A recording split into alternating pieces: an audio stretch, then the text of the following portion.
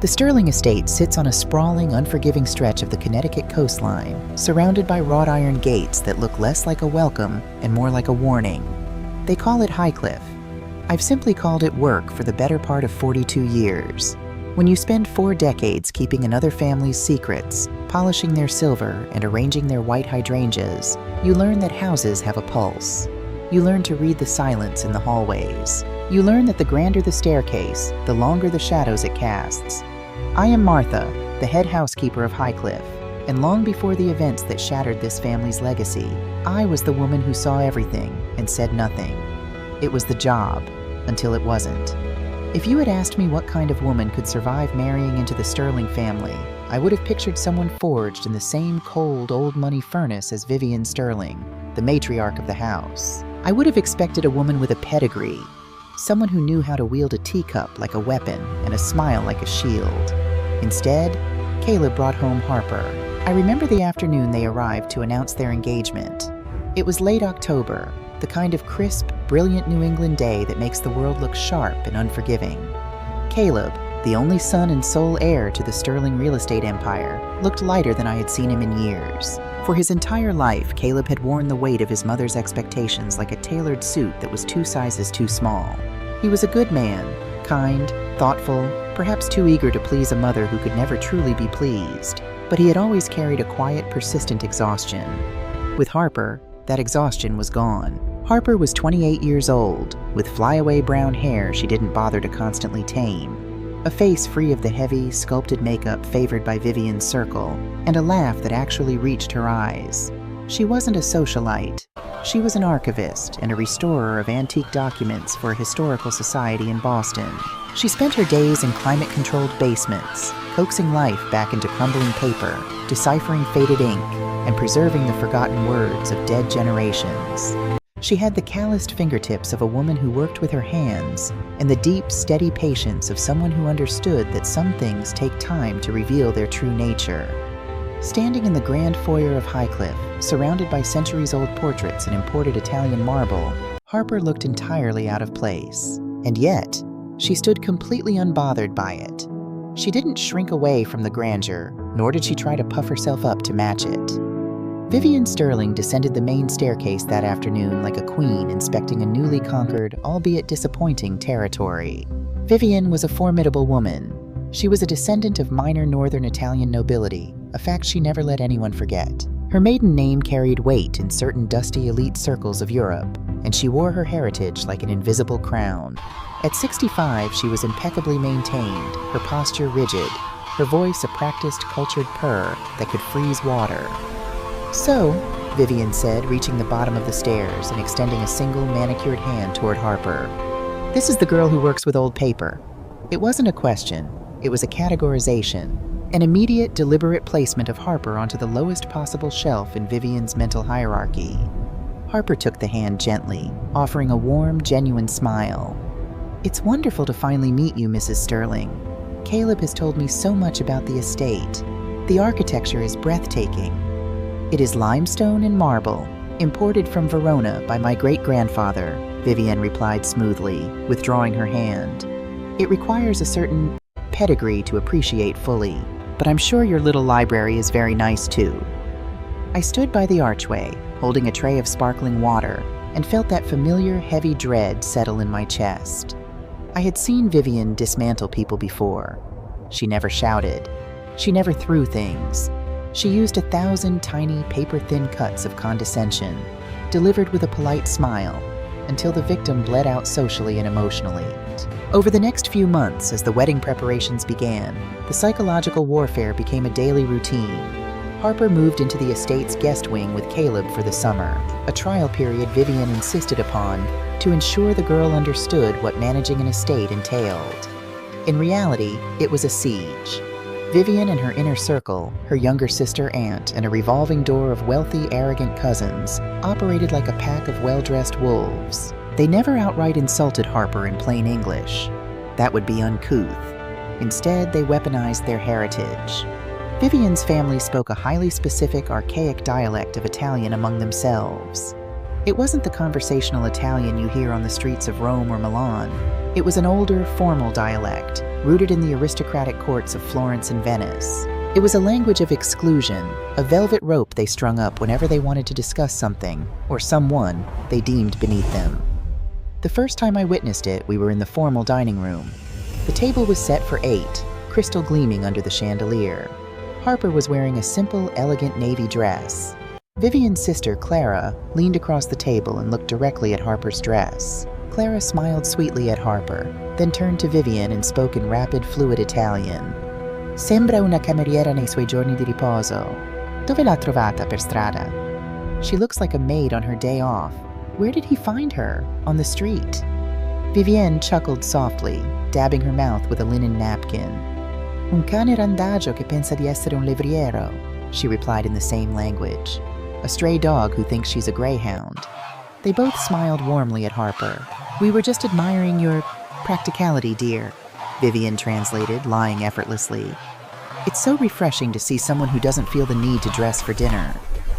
Caleb, sitting beside Harper, stiffened. He didn't speak the dialect fluently. Vivian had surprisingly never forced him to learn the archaic version, preferring to keep it as a secret language among the elders. But he knew the tone. He opened his mouth to defend her, but Harper placed a gentle hand on his knee underneath the table. Thank you, Vivian, Harper said, her voice perfectly level, her expression serene. I believe comfort should never compromise respect for the company. I was pouring wine at the sideboard and I paused. There was a fraction of a second, an imperceptible tightening of Harper's jaw, a brief flash of something sharp and cold in her brown eyes before it was buried away. Most people would have missed it, but I had spent 40 years reading the microscopic shifts in this house. She knew. The realization hit me like a physical blow. I didn't know how and I didn't know why, but as I watched Harper peacefully cut her fish while the women across the table continued to mock her in their secret tongue, I was certain of it. The girl who spent her life deciphering dead languages and restoring centuries-old European manuscripts understood every single syllable of their aristocratic poison. I watched her for weeks after that. I watched the way she navigated the sprawling, hostile mansion. One rainy Tuesday in November, a month before the wedding, Vivian hosted a luncheon for the estate's legal and financial advisors. This was when Marcus stepped fully into the picture. Marcus was the family's senior legal counsel, a man in his early 50s with silver hair, impeccably tailored suits, and eyes that always seemed to be calculating the exact net worth of everyone in the room. He carried himself with an authority that rivaled Vivian Sad's, and there was an intimacy in the way they spoke, a shared, ruthless understanding of power. After the luncheon, the guests had moved to the solarium. Harper had excused herself to the library to read. I was in the adjacent parlor, quietly dusting the bookshelves, invisible as always. Vivian and Marcus entered the hallway just outside the library doors, pausing by the large bay window. They didn't see me in the shadows, and they didn't realize the heavy oak door of the library was cracked open by an inch, where Harper sat reading in an armchair. They immediately slipped into their archaic Italian. "The boy is soft," Marcus murmured, his voice low and vibrating with disdain. "He's too busy playing house with the charity case to notice the margins." "Let him play," Vivian replied smoothly. "The wedding serves its purpose. It distracts him. By the time he realizes what the new trust documents actually entail, the ink will be dry. The liabilities will be entirely in his name, and the primary assets will remain under my control." "And the girl?" Marcus asked. Vivian laughed, a dry, brittle sound. "Harper? She is nothing. A temporary fixture, a placeholder. Once Caleb signs, she'll be legally bound to a sinking ship with him. When the time comes to cut him loose, she'll take the fall right alongside him. She hasn't the intellect to understand a simple lease, let alone a generational corporate restructure." I stopped breathing. The dust cloth in my hand felt suddenly heavy. This wasn't just cruel mother-in-law behavior. This was a calculated financial assassination of her own son. I looked through the crack in the door toward the library. Harper was sitting in the wingback chair. Her book was resting on her lap. She wasn't reading. Her posture was rigid, perfectly still, like a deer catching the scent of a predator in the wind. Her eyes were fixed on the crack in the door, staring directly at the spot where Vivian and Marcus stood. The serene, accommodating facade she usually wore was completely gone. In its place was a look of such profound, quiet fury that it sent a shiver down my spine. It was the look of a woman who had just discovered a bomb under her home and was calmly calculating how to defuse it without blowing herself to pieces. Vivian and Marcus moved on, their footsteps fading down the marble corridor. I stood in the parlor for a long time, unsure of what to do. My loyalty had always been to the house, to the employment that kept a roof over my head. But Caleb was a good boy, and this girl did not deserve to be collateral damage in Vivian's endless war for control. Slowly, I walked into the library. Harper didn't jump. She just slowly turned her head to look at me. The vulnerability in her eyes lasted for only a second before the calm mask slipped back into place. "Martha," she said softly, "I didn't hear you come in." I walked over to the side table next to her chair and picked up her empty teacup. I looked down at the title of the heavy, leather-bound book on her lap. It was a 16th century treatise on Florentine property law, written entirely in the original dialect. I looked from the book up to her face. We held each other's gaze in the quiet, dusty air of the library. The silence stretched, thick with the weight of what I had overheard, and what I now knew she had overheard. I didn't offer her pity. Pity is useless to women like us. Instead, I leaned down slightly, keeping my voice barely above a whisper. "The silver letter opener on the desk in Mr. Marcus's private study," I said, my eyes never leaving hers. "It has a loose handle. Sometimes, when one is struggling to open a particularly stubborn drawer where important files are kept, a heavy letter opener is quite useful for applying leverage." Harper's eyes widened a fraction of an inch. She looked at me, truly looked at me, seeing past the gray uniform and the quiet demeanor of a housekeeper. She saw a woman who knew where all the keys were hidden. A slow, deliberate understanding passed between us. It was a silent pact forged in the shadows of a house built on arrogance. "Thank you, Martha," Harper said, her voice steady and clear. "I appreciate you taking care of things around here. Some messes. They require a very careful touch to clean up." "Indeed they do, ma'am," I replied, placing the teacup on my tray. "Indeed they do." The wedding went ahead a month later. It was a lavish, ostentatious affair that belonged in a magazine, entirely orchestrated by Vivian to showcase her own power. Harper walked down the aisle looking radiant, playing the part of the overwhelmed, grateful bride to absolute perfection. Vivian and her family smiled their camera-ready smiles, toasting the happy couple in English, and mocking them in Italian when they thought no one was listening. They thought they had won. They thought they had secured a pliable son and a foolish, harmless daughter-in-law. They didn't realize that Harper wasn't just surviving their fire. She was studying the blueprint of the furnace.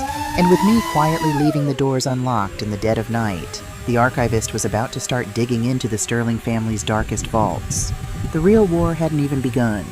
The winter that followed the wedding was brutal, even by Connecticut standards.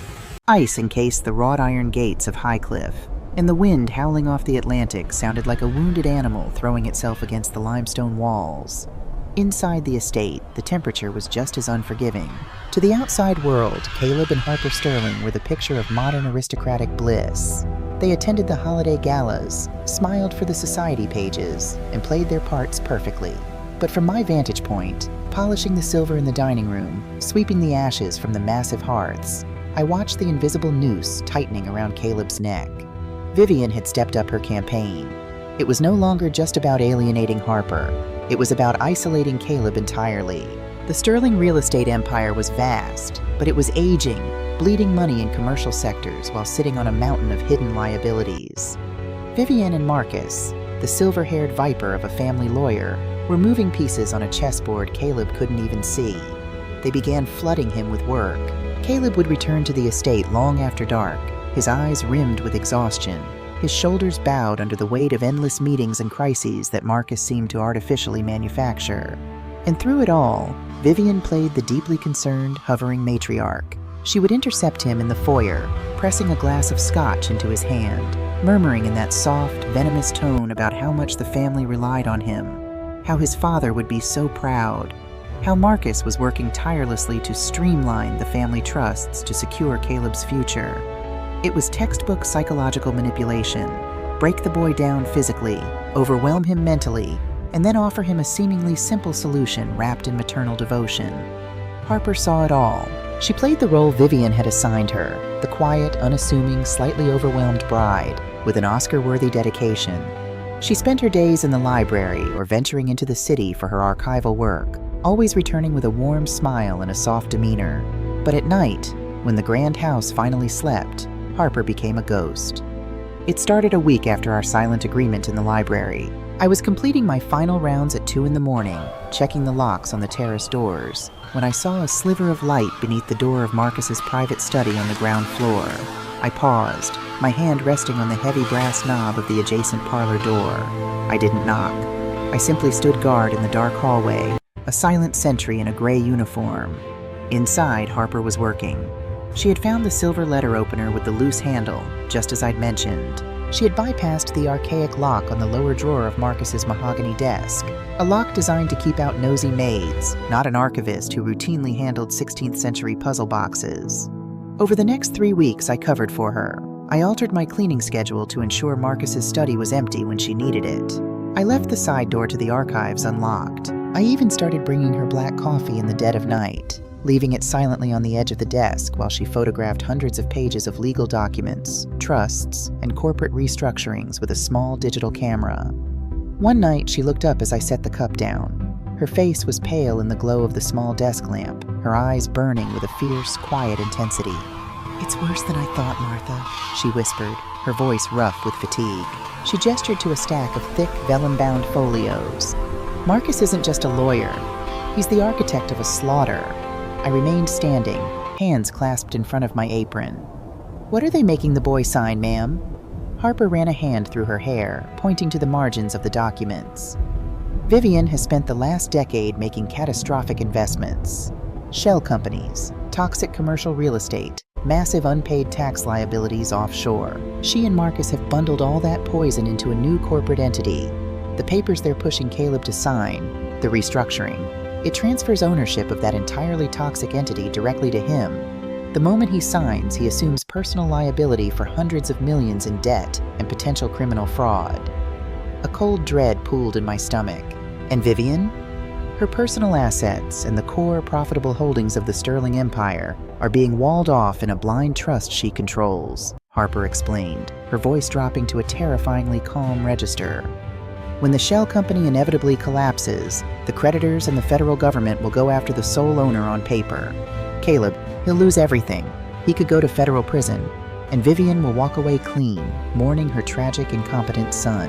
"How can you be sure?" I asked, looking at the dense legal jargon. Harper touched the edge of the paper gently, the way she might touch a fragile artifact. "Because Marcus is arrogant. He drafts the official documents in English, but his personal notes, the real strategy, the instructions between him and Vivian, they're written in the margins of his private drafts." She looked up at me, her eyes dark. "In their archaic Italian dialect, they think they're the only ones in the world smart enough to read it." She had spent weeks cross-referencing the financial data with the Italian margin notes, using her expertise in historical linguistics to translate Marcus's shorthand. She hadn't just uncovered a bad deal, she had uncovered a meticulously planned execution.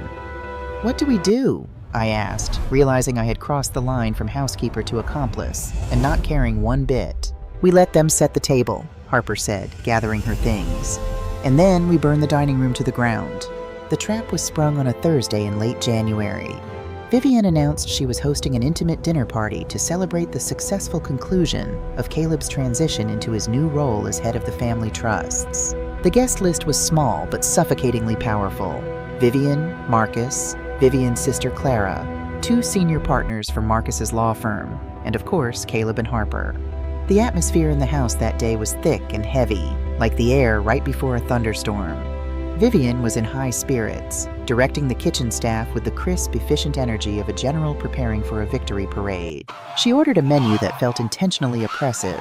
Heavy truffled risotto, braised veal ossobuco, rich Barolo wine. It was food meant to sedate, to make a person pliant and agreeable. When evening fell, the dining room was a portrait of gilded menace. The chandelier cast sharp, glittering light over the crystal and the antique silver. Caleb arrived late, looking like a man who had been hollowed out. His skin was gray, his eyes bloodshot from staring at spreadsheets he was too exhausted to fully comprehend. Vivian immediately swarmed him, kissing his cheek, praising his dedication, guiding him to the head of the table with a maternal grip that looked suspiciously like a restraint. Harper sat quietly near the middle of the table, wearing a simple dark green dress. She had styled her hair up, exposing the long, elegant line of her neck. She looked completely serene. If I hadn't seen her photographing documents at 3 in the morning, I would have thought she was just another decorative, clueless wife. I stood by the sideboard, a white napkin draped over my forearm, managing the footmen who served the courses. I watched the dynamics play out like a choreographed dance. Marcus dominated the conversation, keeping it light, jovial, yet subtly asserting his dominance over Caleb. He poured Caleb's wine himself, a gesture of faux camaraderie.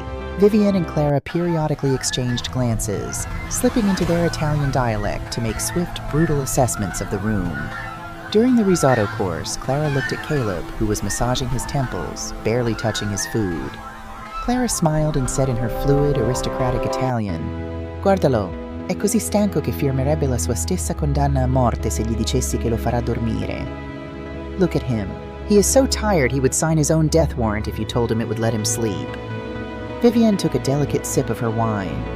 "Ed è esattamente quello che farà stasera," she replied in the same tongue. "And that is exactly what he will do tonight." They chuckled. Marcus, who understood them perfectly, offered a thin, knowing smile before turning back to one of his partners to discuss golf. Harper took a bite of her risotto. She didn't flinch. She didn't look up. She just chewed, her face a perfect mask of polite disinterest. The dinner dragged on. The plates were cleared, the heavy meats consumed, the wine bottles emptied and replaced. Caleb looked physically ill by the time the dessert plates were removed. "Well," Vivian said, her voice cutting through the post-dinner lull. She placed her napkin on the table and folded her hands. "As wonderful as the food is, we do have a small bit of family business to conclude. Caleb darling, Marcus has brought the final trust restructuring documents." Marcus smoothly retrieved a thick black leather portfolio from the briefcase at his feet and placed it on the polished mahogany table directly in front of Caleb. He unclasped it, revealing a formidable stack of paper flagged with dozens of yellow sticky notes indicating where a signature was required. Beside the portfolio, Marcus placed a heavy gold Mont Blanc pen. "It's all standard, Caleb," Marcus said, his voice a soothing baritone. "We've discussed the broad strokes. This consolidates the commercial holdings, streamlines the tax burden, and places the executive authority entirely in your hands, just as your mother wished.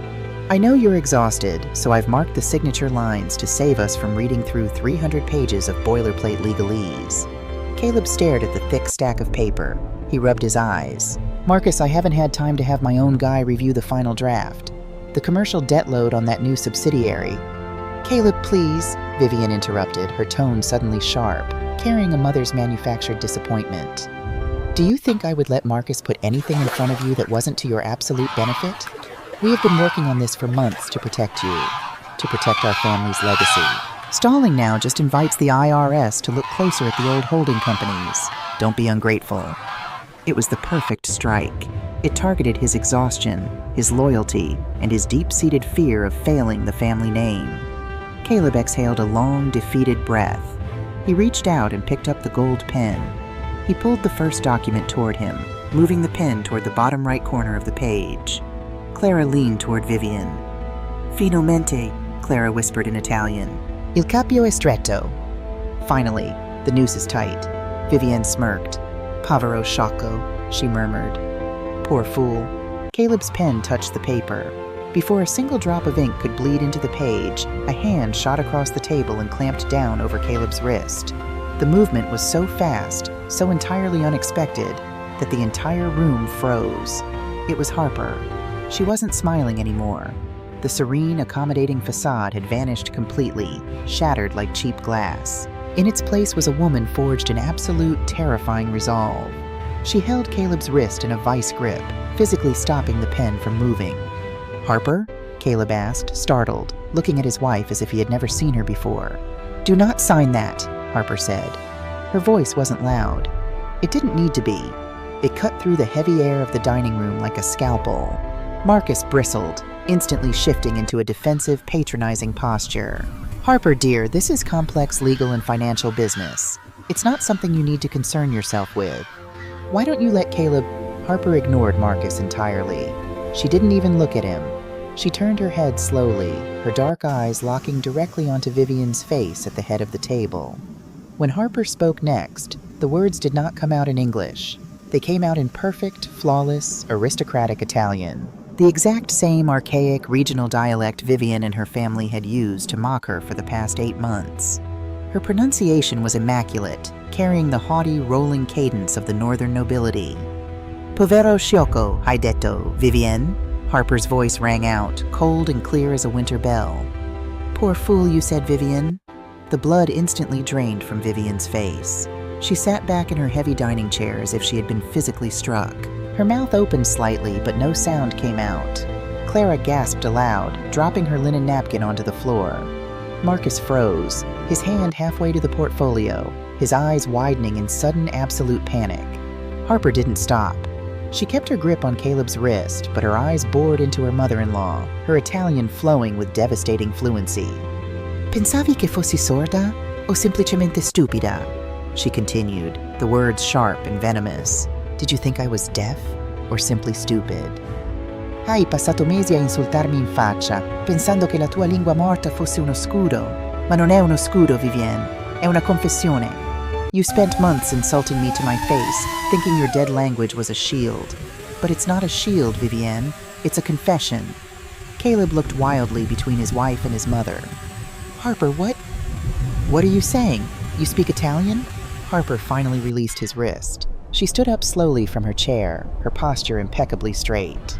She reached over, picked up the thick leather portfolio of contracts, and slammed it down onto the center of the table with a resounding crack that made the crystal wine glasses rattle. "I'm saying, Caleb," Harper said, switching back to English, her voice ringing with authority, "that your mother and her lawyer just tried to hand you a loaded gun and tell you it was a gift." She opened the portfolio, flipping rapidly through the pages until she found a specific section. She pointed a sharp finger at the dense text. "This is not a trust restructure to protect you," Harper said, addressing Caleb but ensuring every word was loud enough for the paralyzed room to hear. "This document transfers 100% of the toxic assets from the old Sterling Holding Company, the shell corporations, the offshore tax liabilities, the commercial defaults that Marcus has been hiding for a decade, directly into a new subsidiary. A subsidiary of which you, Caleb, are the sole legal owner and guarantor." Caleb stared at the paper, his exhaustion suddenly vanishing, replaced by a dawning, horrified comprehension. "Liabilities? Marcus said this was just transferring the core equity." "Marcus lied," Harper snapped. She looked up at the lawyer, her eyes ablaze. "Didn't you, Marcus?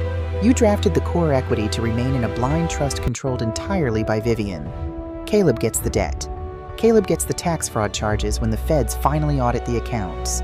Caleb goes to prison and you two keep the clean money." "This is outrageous," Marcus finally sputtered, standing up, his face flushed dark red. "This is slander. You have no idea what you're reading, you little archivist. You're misinterpreting standard indemnification clauses." "Am I?" Harper challenged, not backing down an inch. She reached into her clutch purse resting on the table and pulled out a small, folded piece of paper. She tossed it onto the contracts. It was a blown-up photograph of one of the pages I had watched her capture in the study. "Because according to your own handwritten notes in the margins of Draft 4, written in Italian by the way, you specifically told Vivian." Harper switched seamlessly back to the archaic dialect, mimicking Marcus's exact phrasing perfectly. "L'idiota prenderà l'esca. Assicurati solo che firmi prima della fine del trimestre fiscale." The idiot will take the bait. Just make sure he signs before the end of the fiscal quarter. Marcus stared at the photograph of his own handwriting. The color washed completely out of his face, leaving him looking gray and suddenly very old. He collapsed back into his chair, the fight draining out of him instantly. Silence descended on the dining room. It was not a peaceful silence. It was the suffocating, heavy silence of an empire collapsing inward. Vivian stared at Harper, her chest heaving, her perfectly maintained composure shattered into a million jagged pieces. For the first time in her life, she was looking at someone she couldn't control, couldn't intimidate, and couldn't hide from. The stray dog she had mocked was a wolf, and it had its teeth buried securely in her throat. Caleb stood up. He didn't look at his mother. He didn't look at Marcus. He looked at the gold pen resting on the table, then at the contracts, and finally at Harper. The betrayal on his face was absolute. It was the look of a man watching the entire foundation of his life crumble to dust. He slowly reached out, picked up the stack of contracts, and in one swift, violent motion, tore the thick stack of paper completely in half. He threw the ripped pages onto the center of the table, directly into the remains of the risotto. "Caleb," Vivian choked out, her voice trembling, reaching a hand out toward him. "Caleb, please, you don't understand." Caleb didn't let her finish. "Don't ever speak to me again," he said, his voice a dead, hollow rasp. "Don't call, don't write. If you or Marcus come near me or my wife again, I will take these margin notes straight to the federal prosecutor myself." He turned to Harper and held out his hand. Harper didn't gloat. She didn't smile triumphantly. She looked at Vivian one last time, a look of profound, crushing pity, before placing her hand in her husband's. Without another word, they turned and walked out of the dining room, their footsteps echoing sharply against the imported Verona marble. I stood by the sideboard, the white napkin still draped over my arm. I watched the two senior partners from the law firm hurriedly get up and essentially flee the room, desperate to distance themselves from the blast radius. I watched Clara sit trembling in her chair. I watched Marcus staring blankly at the ruined contracts. And I watched Vivian Sterling, the invincible matriarch, sit alone at the head of her gilded table, surrounded by the wreckage of her own arrogance, finally understanding what it meant to be truly, utterly powerless. I stepped forward quietly, picked up the empty wine bottles, and began to clear the table. Some messes, as Harper had said, require a very careful touch. But this one I was going to enjoy watching them clean up themselves. If you think a shattered aristocratic ego concedes defeat quietly, you have never worked for old money. The morning after the dinner party, Highcliffe Estate felt less like a home and more like a war room. The silence in the grand hallways was absolute, but it was the heavy, vibrating silence of a drawn bowstring. I went about my duties as usual, ensuring the fires were lit and the silver was polished, but I kept my eyes fixed firmly on the floor. When the masters of the house are bleeding, it is best for the servants to remain entirely invisible. Vivian Sterling did not weep. She did not retreat to her chambers to mourn the loss of her son's affection. Instead, she summoned Marcus before the sun had even cleared the horizon. They spent 4 hours locked in her private sitting room, pacing like caged leopards. When Marcus finally emerged, his face was pale, his jaw set in a line of grim, desperate determination. He looked like a man who had just realized the lifeboat he was sitting in had a hole in the bottom, and he was deciding who to throw overboard first. By noon, the retaliation began. It was swift, brutal, and entirely financial. Vivian used her executive power as the matriarch of the primary family trusts to freeze every single one of Caleb's corporate accounts. She deactivated his security clearances at the Sterling downtown offices. But the true venom lay in the legal courier that arrived at the small, 2-bedroom apartment Caleb and Harper had hastily rented in the city. I learned the details later, of course, when the final pieces of the chessboard were revealed. But the threat was agonizingly simple. When Caleb had turned 21, fresh out of college and desperate to please a mother mourning the sudden death of his father, he had blindly signed a stack of introductory board documents. Vivian and Marcus had dug those ancient signatures out of the archives. They had drafted a letter stating that unless Caleb returned to Highcliffe, apologized, and signed the new restructuring agreement, they would present those old documents to the federal authorities, framing Caleb as the sole mastermind behind the decade of tax evasion and offshore shell companies. It was blackmail, raw, unadulterated extortion wrapped in a linen envelope with the family crest stamped in wax. Vivian expected them to crumble. She expected Caleb to come crawling back within 48 hours, broken by the threat of federal prison, begging for his mother's protection. She expected Harper to be terrified, a civilian caught in the crossfire of a billionaire's blood sport. She expected a surrender. What she got, exactly 3 days later, was an execution. It was a Tuesday afternoon. The winter sun was casting long, skeletal shadows across the Persian rugs in the main library. Vivian was sitting in a high-backed leather chair by the fireplace, sipping Earl Grey tea. Marcus stood by the window, nervously checking his gold pocket watch. I was meticulously dusting the upper shelves, a phantom in a gray uniform. When the heavy oak doors of the library opened, Vivian didn't even turn her head. She merely smiled, a thin, triumphant curve of her lips. "I knew you would come to your senses, Caleb," she said, her voice dripping with maternal condescension. "Marcus has the papers ready. We can forget this whole ugly misunderstanding." But it wasn't a broken boy who walked into the room. Caleb walked in with his shoulders squared, his posture immaculate, radiating a cold, terrifying calm I had never seen in him before. And walking beside him, carrying a battered, heavy canvas messenger bag, was Harper. "We aren't here to sign anything, Mother," Caleb said. His voice was steady, devoid of the desperate need for approval that had choked him for 28 years. Marcus turned from the window, his eyes narrowing as they landed on Harper's canvas bag. "Caleb, this isn't a game. The letter we sent you wasn't a bluff. The authorities are going to be very busy," Harper interrupted, her voice cutting through the room with the precision of a diamond blade. She walked over to the massive mahogany desk in the center of the room and unbuckled the canvas bag. Vivian finally turned her head, her smile faltering as she looked at her daughter-in-law. "I don't know what you think you're doing, you arrogant little girl," Vivian spat, dropping the pretense of politeness. "But you are playing in a league you do not understand. You speak a little Italian. Congratulations. That doesn't change the law. It doesn't change the signatures Caleb put on those documents 7 years ago." Harper didn't raise her voice. She didn't have to. She reached into the bag and pulled out a thick, plastic-wrapped bundle of heavily aged, water-damaged ledgers. "Do you know what the hardest part of archival restoration is, Vivian?" Harper asked, resting her hand on the ancient books. "It isn't translating the dead languages. It isn't repairing the torn vellum.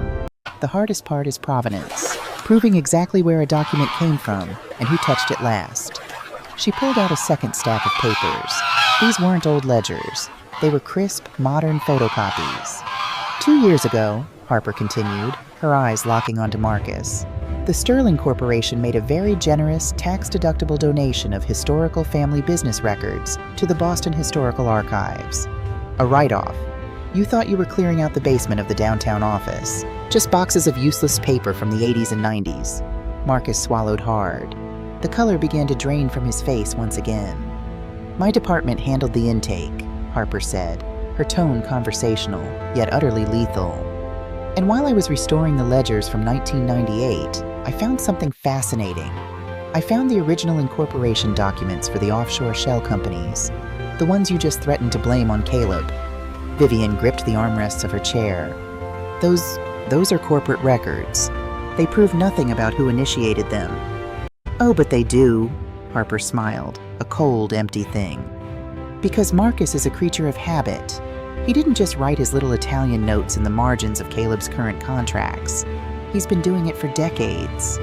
Harper picked up one of the photocopies and read from it, translating perfectly. "The Cayman accounts are secure. The husband suspects nothing. Once he is out of the picture, the boy's inheritance will funnel directly to us." The silence in the library was so profound I could hear the fire crackling in the hearth. The temperature in the room seemed to plummet by 20 degrees. "The husband," Caleb repeated, his voice dropping to a dangerous whisper. "You wrote that 2 months before my father died of a sudden heart attack." Vivian stood up, her teacup rattling violently against its saucer. "Caleb, listen to me. This is fabricated. She made this up." "I didn't need to make anything up," Harper said softly. She reached into the bag one last time. "Because I didn't just find financial ledgers, Marcus. I found the personal correspondence you accidentally boxed up with them, the letters you wrote to Vivian, the hotel receipts from Geneva, the transfer of funds from the corporate accounts to a private villa in Tuscany under your sister's name." She tossed a bundle of letters onto the desk. 15 years, Harper said, looking between the two of them with absolute disgust. "You two have been sleeping together and stealing from this family for 15 years. You weren't trying to protect Caleb's legacy. You were trying to frame him for your own embezzlement so you could finally run off with the clean money." Marcus staggered backward until he hit the windowsill. He looked like a man staring down the barrel of a loaded gun. The arrogant, untouchable lawyer was gone. In his place was a terrified, cornered thief. "It's over, Mother," Caleb said. The heartbreak in his voice was raw, but it was heavily armored in resolve. "I have my own legal team now." Harper handed the restored archives over to them yesterday morning. They spent the night reviewing the timeline. "The federal fraud case against you and Marcus is insurmountable. The embezzlement, the tax evasion, the conspiracy." Vivian was hyperventilating, her hand clutching her pearls. The aristocratic mask had completely melted away, leaving a desperate, vicious woman behind. You think you've won? Vivian shrieked, her voice echoing off the high ceilings. You think you can take me down? I control the core assets. The blind trust holds the voting shares of the real estate empire. Even if I go to prison, I will tie this family's money up in litigation for the rest of your miserable lives. You will inherit nothing but ashes, Caleb, you hear me? Ashes. She was right, of course. The structure of the Sterling Empire was a labyrinth. Even with the fraud exposed, Vivian still held the keys to the kingdom's treasury. It was the ultimate scorched earth defense. But then Caleb smiled. It wasn't a happy smile. It was a tired, grim expression of a man who had finally outgrown his childhood nightmare. No, Mother, Caleb said quietly. You don't. He reached into his own coat pocket and pulled out a single, neatly folded document. He walked over and placed it on the desk, right next to the evidence of his mother's betrayal. I am not the naive, exhausted boy you thought you were manipulating, Caleb said, his voice steady. I knew there was poison in the water. I just didn't know how deep the well went. When you started pushing me to sign the restructuring documents 6 months ago, I knew something was wrong. I knew I couldn't trust Marcus, and I knew I couldn't trust you. Vivian stared at the document on the desk, her eyes wide with a sudden, uncomprehending terror. What did you do? She whispered. I used the one loophole you and Marcus forgot to close when I turned 25, Caleb explained. The contingency clause. I had full legal authority to transfer my unencumbered, clean voting shares, the true core of the company, into an independent, irrevocable trust of my choosing, provided I was of sound mind and not under financial duress at the time of transfer. Marcus let out a choked gasp. You couldn't have. Without my signature, the family office would never have processed. I didn't use the family office, Caleb snapped. I used a private firm in New York, and I did it 3 weeks before the wedding, before you started starving me of sleep, before you threatened me. I moved the entire clean foundation of the Sterling Empire completely out of your reach. Vivian leaned heavily against the edge of the desk, her legs trembling. She looked at the document. Who is the beneficiary? Who controls the irrevocable trust? Caleb turned and looked at Harper. The absolute, unshakable trust between them was something I had rarely seen in my 4 decades in this house. It was a bond forged in fire, impenetrable and absolute. Harper does, Caleb said. The silence that followed was suffocating. Vivian slowly turned her head to look at the young woman standing across the desk. The girl she had called a stray dog. The girl she had mocked in a dead language. The girl who wore cheap dresses and worked with old paper in dusty basements. Harper Sterling was now the sole legal controller of the clean, multi-billion-dollar core of the Sterling family empire. Harper didn't gloat. She looked at Vivian with the cold, detached professionalism of a surgeon examining a tumor that was about to be excised. The paperwork was finalized months ago, Vivian, Harper said softly. While you were busy insulting my clothes in Italian, I was busy securing your son's future in English. You have nothing. No leverage. No core assets. All you have is the toxic debt you built, the fraud you committed, and the federal investigators who are going to knock on these doors by the end of the week.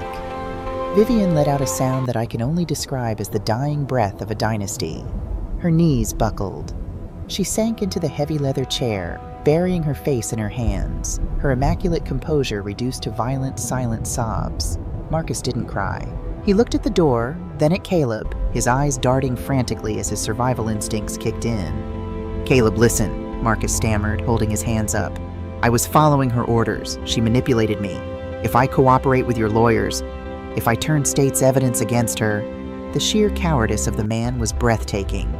At the first sign of a sinking ship, he was ready to drown the woman he had claimed to love for 15 years, just to save his own tailored suit. Harper looked at Marcus, her expression hardening into something resembling stone. You can tell that to the prosecutor, Marcus. We are done listening to you. Caleb took Harper's hand. He looked around the grand library, at the portraits of his ancestors, at the marble fireplace, and finally, at the sobbing ruin of his mother. We are leaving now, Caleb said. My lawyers will handle the eviction notices for Highcliffe. I suggest you both use whatever time you have left to find very good defense attorneys. They turned and walked toward the heavy oak doors. As they passed me, standing quietly in the shadows by the bookshelves, Harper paused. She turned her head slightly, her brown eyes meeting mine. I didn't smile. I merely offered a very slow, very respectful nod. A silent acknowledgement between the woman who guarded the secrets and the woman who finally weaponized them. "Thank you, Martha," Harper whispered, so quietly that only I could hear. "It was an honor, Mrs. Sterling," I murmured back. And as the heavy doors clicked shut behind them, leaving the traitors to suffocate in the ruins of their own making, I finally put down my dust cloth. I had a feeling I wouldn't be needing it much longer. The days immediately following that afternoon in the library were not marked by screaming matches or thrown porcelain. They were marked by a suffocating, terrifying quiet.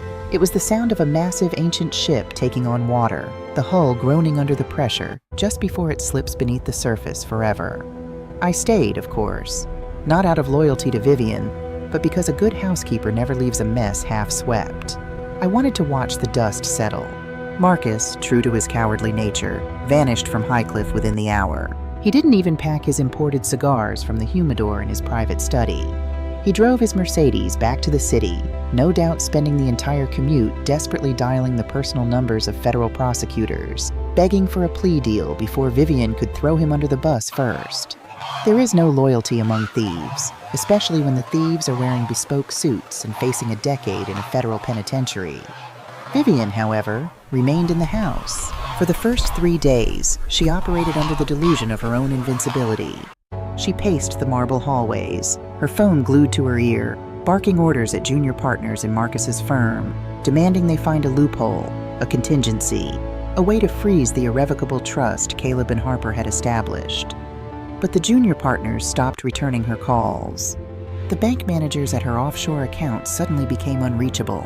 The socialites who used to drink her champagne and laugh at her cruel jokes in Italian suddenly found themselves too busy to attend her luncheons.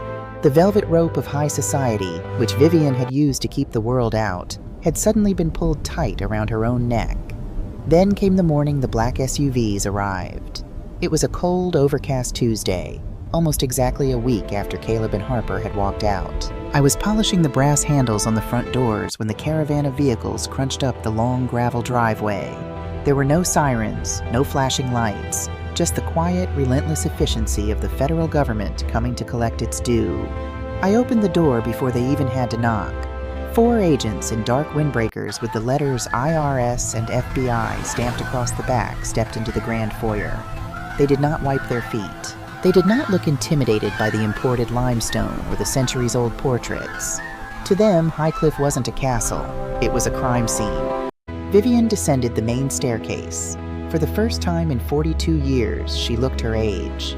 Her hair, usually sprayed into a perfect silver helmet, was flat. She wore no makeup. The silk dressing gown she wore seemed suddenly too large for her shrinking frame. "Miss Vivian Sterling?" the lead agent asked, his voice echoing off the vaulted ceiling. "We have a warrant for your arrest on charges of federal tax evasion, wire fraud, and criminal conspiracy." She didn't fight. She didn't scream in her aristocratic Italian. She simply descended the final few steps, holding onto the mahogany banister as if her legs could no longer support her. As they read her rights and placed the heavy steel handcuffs around her manicured wrists, she looked at me. Our eyes met across the foyer. In her gaze, there was shock, humiliation, and a sudden, desperate plea for an ally. She wanted me to comfort her. She wanted the invisible woman in the gray uniform to tell her that it was all a terrible mistake, that she was still the queen of the manor. I looked at her, my face entirely impassive. I reached into the pocket of my apron, pulled out a clean white dusting cloth, and turned my back on her to resume polishing the brass door handle. I heard the heavy oak doors close. I heard the engines of the SUVs fade down the driveway. And then, for the first time in decades, Highcliffe was truly, wonderfully silent. The ensuing legal bloodbath was a spectacle that fed the New York and Boston society pages for months. Marcus, as expected, flipped instantly. He handed over every password, every offshore routing number, and every encrypted email in exchange for a reduced sentence in a minimum security facility. He sat on the witness stand and detailed exactly how Vivian had orchestrated the bleeding of her own family's empire, leaving Caleb holding the bag. Vivian tried to fight, but the evidence Harper had provided was absolute. The restored ledgers, the personal letters, the Italian margin notes. It was an airtight coffin of her own design. She was stripped of her remaining assets to pay the massive federal fines. The blind trust she thought would protect her was seized. Highcliffe was liquidated by the banks to cover the commercial defaults. The matriarch who had prided herself on her flawless pedigree was sentenced to 8 years in a federal women's correctional facility, where I imagine her archaic Italian dialect is of very little use in the cafeteria line. People who followed the scandal, the journalists, the high society gossips, even Caleb himself, often marveled at the incredible stroke of luck that brought the Sterling Empire down. They called it divine intervention. They called it poetic justice. What were the odds, they asked, that the exact boxes containing the evidence of Vivian's 15-year fraud would be randomly donated to the exact historical society where her new, brilliant daughter-in-law worked as a senior archivist? What a remarkable, miraculous coincidence. I sit now on the porch of a small, quiet cottage in Vermont, a cup of chamomile tea warming my hands. I bought this place in cash a few months ago, using a retirement fund I had been quietly, meticulously building for 40 years. I watch the snow fall through the pine trees, and I think about coincidences. There is something you must understand about women like me. Women who wear uniforms. Women who pour the tea, sweep the ashes, and stand in the corners of grand rooms while powerful people make decisions. We are invisible. You look right through us, assuming that because our hands are busy scrubbing your floors, our minds must be equally occupied with nothing but the dirt. But when you are invisible, you see everything. And when people think you do not understand them, they say exactly what they mean right in front of you. Vivian Sterling thought her archaic, aristocratic Italian was a secret code. She thought it elevated her above the common people. But if you stand in a dining room for 40 years, pouring wine while the same family speaks the same dialect day after day, year after year, you learn. You don't need a university degree. You just need a sharp mind and absolute silence. I understood their Italian perfectly by my 5th year at Highcliffe. I knew about the embezzlement. I knew about the affair between Vivian and Marcus. I knew about the offshore accounts. And most importantly, I knew exactly where Marcus kept his old physical records. He was a paranoid man. He didn't trust the cloud or digital servers for his most damning crimes. He kept the original handwritten ledgers and Vivian's love letters in heavy locked banker boxes in the deepest, dampest corner of the estate's sub-basement, a place only the housekeeping staff ever went. For a long time, I did nothing. I was a practical woman. I needed my salary. And frankly, the Sterling family's rot was their own business. I watched Vivian treat her staff like indentured servants, stealing wages, firing maids for making eye contact, and treating us all as less than human. I swallowed my pride, day after day, and kept the house clean. But then Caleb's father died, and I watched Vivian turn her venom onto her own son. I watched her slowly, methodically begin to mentally destroy a kind, gentle boy just so she could maintain absolute control of his inheritance. That was the line. I decided quietly and without fanfare that Vivian Sterling needed to be dismantled. But a housekeeper cannot bring down a billionaire. If I had gone to the police with the boxes, Vivian's lawyers would have crushed me. They would have claimed I forged them, or stole them, or was simply a disgruntled employee looking for a payout. I would have spent my twilight years in a courtroom, or worse, in a jail cell. I needed a weapon. I needed someone on the inside who had the intellect to understand the evidence, the legal standing to use it, and the absolute unbreakable motivation to protect Caleb. I waited for 10 years, and then Caleb brought Harper home. The day I met her, I knew. I saw the intelligence in her eyes. I saw the calluses on her hands. When I looked into her background, a simple Google search from the estate's kitchen computer, and saw she was an expert in archival restoration and historical linguistics, the pieces of the chessboard suddenly clicked into perfect alignment. 3 months before the wedding, Vivian ordered me to clear out the sub-basement. "Get rid of the junk, Martha," she had snapped, waving a manicured hand. "Donate whatever old books are down there for the tax write-off. I don't care where it goes, just get it out of my house." I didn't call the Salvation Army. I didn't call the local library. I personally packed the 4 heavy banker boxes containing Marcus's decades-old fraud ledgers and Vivian's love letters. I arranged the courier, and I specifically, deliberately addressed the shipment to the intake department of the Boston Historical Archives, care of the senior preservationist, Miss Harper Evans. I knew it would take time for her to process the donation. I knew the water damage on the ledgers would require her specific expertise. I knew that once she started peeling back the layers of those old papers, her brilliant mind would recognize exactly what she was looking at. I didn't warn her. I didn't tell her what was coming. I simply planted the seed in her garden, stepped back into the shadows, and let her grow into the absolute force of nature I knew she could be. When the time came, when Vivian and Marcus finally backed Caleb into a corner at that dining room table, I didn't have to lift a finger. I just stood by the sideboard with my white napkin, watching the weapon I had armed execute its target with flawless, devastating precision. Last week, I received a letter at my cottage. It was written on thick, beautiful stationery, postmarked from New York. It was from Harper. Caleb and Harper didn't move into a mansion. They bought a beautiful, historic brownstone in Brooklyn. Caleb started a new, ethical real estate development firm, entirely divorced from his mother's toxic legacy. Harper is back to restoring documents, only now she funds the Historical Society entirely through the clean trust she controls. The letter was short.